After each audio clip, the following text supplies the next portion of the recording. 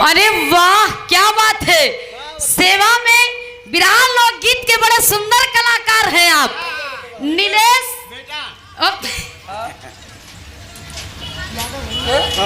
नीलेश यादव जी बड़े ही सुंदर कलाकार हैं आप बिरहा जगत के। देखिए वही इससे कल बिरहा था खास बहरिया में मेला के उपलक्ष्य में बड़ा जोर तोड़ से बिरहा गाए रहे, बड़ा जमाउआ बिरहा जमाए रहे। कैसे जमाए रहे भाई? कैसे जमाए रहे? बड़ा बढ़िया गाए रहे। शाम सोचे खाद और डाल के तब जमाए। ये 51 रुपया देते माँ भगवती को ना कि ऐसा बढ़त रहा दिन दुगना रात चौगुना ज्ञान बढ़े अतनी हमारे लिए मनाई दो। भैया को बहुत बहुत नमस्ते है।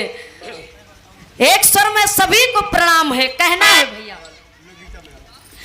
आइए ये जो कार्यक्रम रखा गया है बाबूजी